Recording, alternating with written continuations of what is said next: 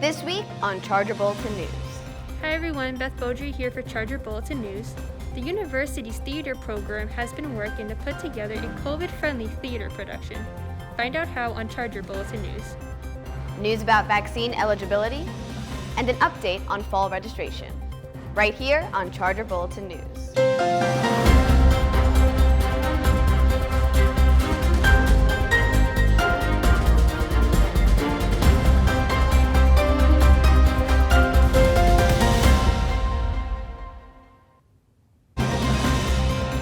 Hello and welcome to Charger Bulletin News. I'm Alex Severo. And I'm Sadie Frazier-Reed. Let's get to this week's stories. After a full month, the university has officially entered green status. Due to the decline in cases, students are permitted 3 feet of physical distancing space when outside. Other updates include new outdoor seating areas, and resident students can sign in guests to university housing. Even though the university is under green status, the number of positive cases has increased by 1. The quarantine number has also increased by 43. This number may fluctuate due to contact tracing. 33 students are currently in isolation, including those who elect to stay in university-sponsored isolation housing. The COVID-19 task force reminds all students, faculty, and staff to wear a mask, wash hands often, and maintain social distancing while on campus. Last week, the COVID task force hosted a virtual town hall addressing the new changes to vaccine eligibility. As of April 1st, the state of Connecticut extended its vaccination eligibility to individuals aged 16 and up. The task force strongly encourages all members of the university community to get vaccinated. Students can make appointments through Yale New Haven Health, the Vaccine Administration Management System, or the Connecticut Vaccine Portal. Students vaccinated in Connecticut with a 2-dose vaccine like Pfizer or Moderna should receive their 2nd dose in Connecticut. Remember that all students must depart university housing by Tuesday, May 18th. Only students awaiting the 2nd dose of their vaccine can provide proof of their second vaccination are permitted to remain in the university housing from May 12th to the 18th.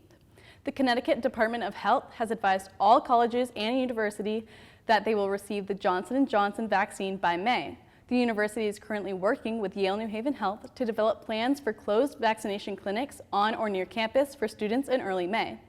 As vaccines become available from the state, the university will announce availability for closed clinics and how to sign up. Check your student email for more information about vaccination and the opportunities on campus. A couple of weeks ago, President Kaplan sent out an email to the university with a look ahead of what the fall semester may look like regarding COVID-19 restrictions. Tyler Garnett has more on the fall semester and if students will get vaccinated. The University of New Haven sent out an email a few weeks ago stating if by July 1st, 85% of the campus community was either vaccinated or naturally immune to COVID-19, then they will ease up on the restrictions come the fall semester. Some of those restrictions that will be eased up on, stated in the email, is that we will have reduced distancing in classrooms, visitors and guests will be allowed on campus, dining halls can operate at full capacity, club sports can play again, and varsity sports will be allowed to have fans from outside the campus see their games. On April 1st, those who are 16 years and older are eligible to receive the COVID-19 vaccine in New York and Connecticut.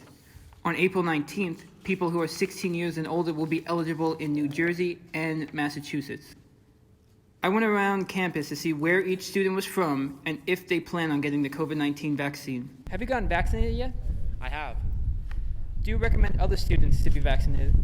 I do recommend other students get vaccinated. You know, it's something that we have to do to get the campus back to normal, and I'm all for that. Yeah, I actually got mine way back in January because I'm a firefighter, so got it pretty early. We got ours today. Yeah. Do you plan on getting vaccinated? I honestly don't know, but I think I will end up doing it because my mom is really a supporter of it, so. I do not plan on getting it. It's just very early to tell. We don't really know the long-term effects of it, and that's just kind of what is deterring me from getting vaccinated. After talking to a lot of students, it seems like a majority of them plan on getting the COVID-19 vaccine just so we can return to a sense of normalcy here at the University of New Haven. That's all for me. I'm Tyler Garnett, Charger Bulletin News. April is Sexual Assault Awareness Month. According to the Rape, Abuse, and Incest National Network, 23% of women, 5% of men, and 21% of transgender, genderqueer, or gender nonconforming students experience sexual violence while in college. The Myatt Center for Diversity and Inclusion and the Dean of Students Office asked the Charger community to join various events throughout the month to bring awareness and educate others about the steps being taken to prevent sexual harassment and ways to create a safe space on campus. Some of the events include a reading of survivor stories from nonprofit agencies, a courageous conversations discussion and how cultural norms and identity affect sexual assault, a 30-day social media campaign featuring sexual assault awareness, month-related topics. Check out your student email for the full list of events. Students are encouraged to contact Counseling Services and the Campus Advocate of Milford Rape Crisis Center if they have been affected by sexual misconduct. You can find other support services within the Resource and Referral for Students handout and on My Charger under Resources for Survivors. Another episode means more entertainment. Emily is back with the latest news in pop culture. What's new this week? Thanks, Sadie. Last week, Netflix announced they bought the rights for 2 Knives Out sequels for $450 million. This makes the Knives Out sequels Netflix's biggest film purchase, beating out their previous purchase of The Gray Man. Rian Johnson will return as writer-director, and Daniel Craig will reprise his role as Detective Benoit Blanc. Godzilla vs. Kong released on HBO Max and in theaters on March 31st. During its first 5 days in theaters, the movie made $48.5 million, making this the best showing for a movie since the pandemic started. Warner Bros. Said that Godzilla vs. Kong had a larger viewing audience than any other film or show on HBO Max since launch. Sean Robbins, chief analyst from Box Office Pro, told Variety the fact that this movie is generating so much interest in theaters despite an immediate streaming option underlines the cultural power and meaning of going out to the movies as a communal event. People recognize that does not exist in the living room. This isn't only a win for Godzilla vs. Kong, but it's also a validation of the broader history and future of moviegoing. British actor Regé-Jean Page will not be returning to the beloved streaming period drama series Bridgerton. Page explained to BuzzFeed that his character would be shifted from a lead to a minor role in the series' future seasons, saying it's a 1-season arc. It's going to have a beginning, middle, end. Give us a year. According to The Hollywood Reporter, Page was asked by the show to be on 3 to 5 episodes for $50,000 each, but the star declined their return offer. Bridgerton is based on a novel series authored by Julia Quinn. While fans who have read the books were not surprised by Page's exit, the actor did express his gratitude, saying, "I get to come in, I get to contribute my bit, and then the Bridgerton family rolls on." I'm Emily, and that's all for entertainment. Don't forget, room selection starts next week. By now, you have received your room selection number via email. If you haven't already, match with your roommates and form your roommate group on My Housing. Students in a fully matched roommate group by 9 a.m. on Friday, April 9th will receive a room selection time based on the lowest room selection number in the group. If you form a roommate group or change your roommate group on or after April 9th, the student with the earliest room selection time will log into My Housing, select the assignment, and pull in matched roommates. The Office of Residential Life plans to offer additional methods to assist you during the room selection process, including live chat and Zoom. The suite and apartment selection process begins on April 12th. The Undergraduate Student Government Association, in accordance with the current coordinator of Inclusion and Campus Relations, Lily Manzo, is hosting their Week of Ideas series with some events already occurring this week. The week is not over. Kaylee Fleshler dives deeper into the importance of the week's events and the impact it has on our campus community. This week has been the host of the University of New Haven's Week of Ideas series that is organized by the Undergraduate Student Government Association.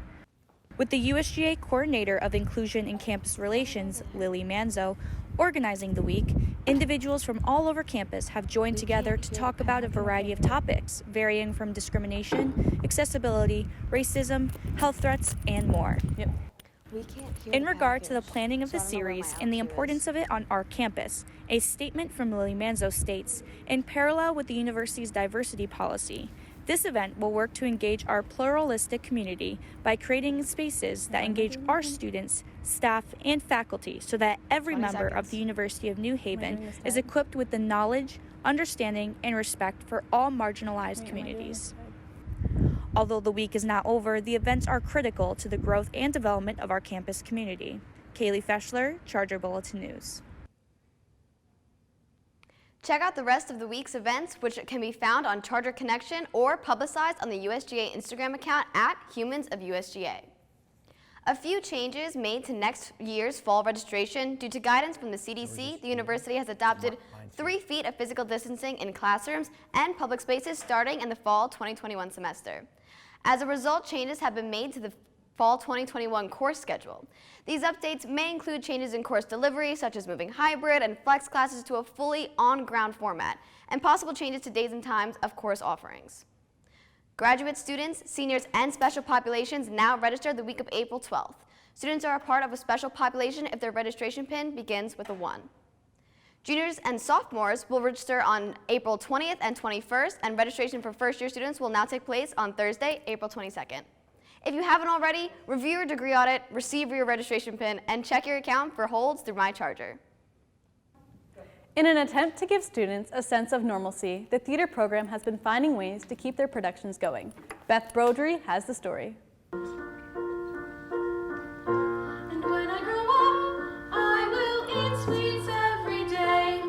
In the fall, the program produced a play titled RUR with the intention of having the students in the theater and the audience watch it from a broadcast.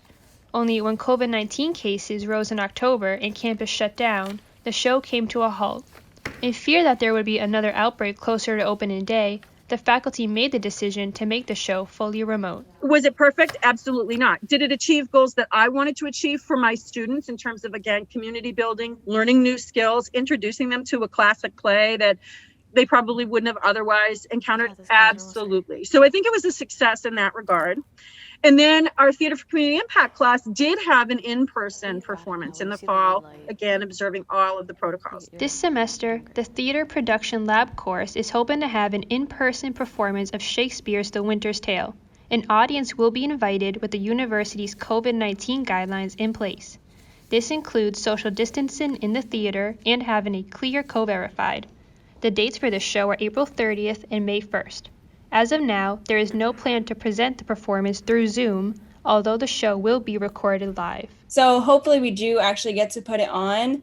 And with rehearsals, we've been doing once-a-week rehearsals during our class time, utilizing the time all we can to block everything and, rehearse everything in person. Another production happening this spring is the annual cabaret, which will be produced by the Theater Club.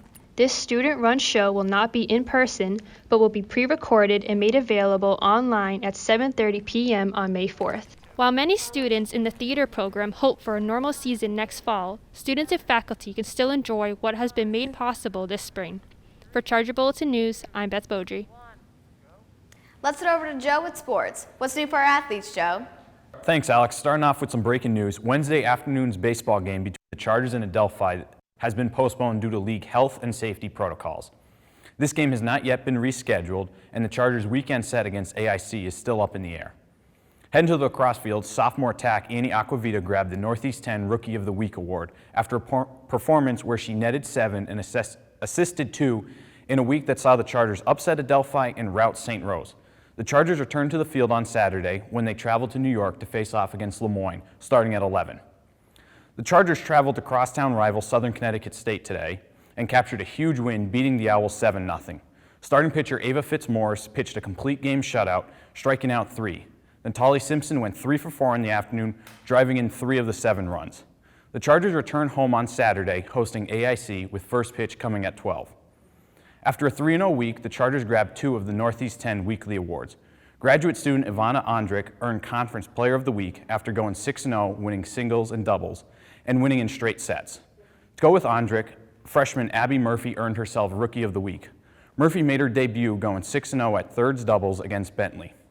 Murphy would add to her success when she grabbed her first singles victory against AIC. The tennis team traveled to Adelphi today, but sadly dropped the match 5-2.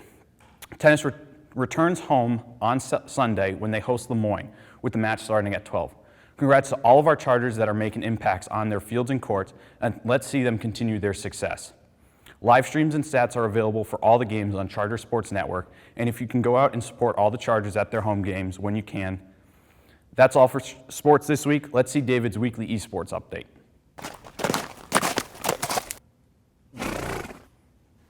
Well, What's going on, Chargers fans? I'm the host of your esports segment, David Pendleton, and I've got 2 quality highlights for you guys this week.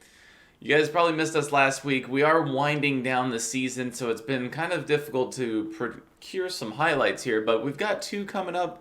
One from our Call of Duty team, one from our Valorant team. A little bit of a surprise on the Valorant team. You'll see it coming up here. Hope you guys enjoy. Alright, kicking off the first set of our highlights here is Jared Apollo Shadow of the Call of Duty team. This man was on fire. He was taking out one person after another from Barton College as he was streaking here. He grabs a 4th kill, swings over, defends the A site, takes down the 5th, gets ready for the 6th. Can this man get 2 more? He pops off the box, he gets the 7th, takes down the 8th. Incredible work, Jared. Alright, moving on to the second and final clip of the week. Yours truly, David Speeder64 Pendleton, yes, the assistant Valorant head coach, was subbing in for this match against Virginia Tech, and he showed out. He takes down not 1, not 2, not 3, not 4, but all 5 members of the Virginia Tech team for an ace, and helps it propel his team into the playoffs. Incredible work, David. All right, guys. Well, we're winding down on the season here, and so there's going to be fewer and fewer clips, unfortunately, produced over the next few weeks. We'll try to get this segment in as many times as we can, but if this ends up being one of our last segments, I want to thank you all for tuning in. You'll see us again in the fall. My name is David Pendleton. Charger Bulletin News. Are you looking for leadership opportunities? You're in luck. Applications are now live for the USGA Executive Board.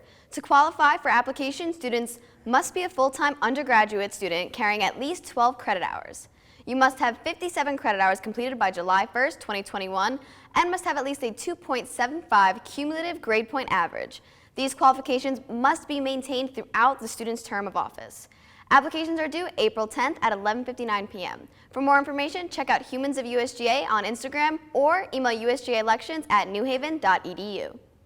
Get ready to eat, because this Friday is the 40th annual iFest. At iFest, experience cultures from all over the world and through food trucks, an RSO cultural displays competition, student performances, and more. Here are some of the events happening this Friday. Wear an article of clothing that incorporates your country's flag. Rep Your Flag is all about celebrating who you are, sharing it with others on campus. Check out the RSO's Cultural Displays competition in Burgamy Center from 9 a.m. to 3 p.m. Enjoy delicious international cuisine from local food trucks and Sodexo starting at 5 p.m. And attend a cultural performance viewing party. See performances such as dances, singing, poetry, cooking demos, and more. Watch the event in person or virtually. The virtual link is coming soon. Are you interested in becoming a part of the Take Charge leadership team? The Center for Student Engagement, Leadership, and Orientation is looking for student leadership interns for the 2021-2022 academic year. Student leadership interns work to support all aspects of the Take Charge leadership program. Responsibilities include developing the Leadership Pop-Up Series, assisting in the planning and implementation of Leadership Day 2022, creating requested leadership workshops for RSOs, and supporting the First Year Leadership Experience, or FLEX program. The application is now live on Charger Connection, and applications are due Tuesday, April 13th at 11:59 p.m. If you have any questions, email takecharge@newhaven.edu. Kappa Kappa Psi National Honorary Fraternity is hosting a food drive for Bailey Middle School in West Haven, Connecticut. The items they are accepting include breakfast foods and snacks, mac and cheese, pasta, juice boxes, tea, shampoo, and conditioner. They're also collecting other toiletries like Band-Aids, body wash, face wash, toothbrushes, deodorant, and dental floss. Donations will be accepted at Bartell's Tabling until April 9th. Drop off your donations on Thursday or Friday from 2 p.m. to 7 p.m. Well, that's all the time we have this week. You can check out the latest edition of the Charger Bulletin newspaper on chargerbulletin.com. Stay up to date by following us on social media @Charger Bulletin. Thanks for tuning in. I'm Alex Severo. And I'm Sadie Frazier-Reed. We'll see you next time on Charger Bulletin News.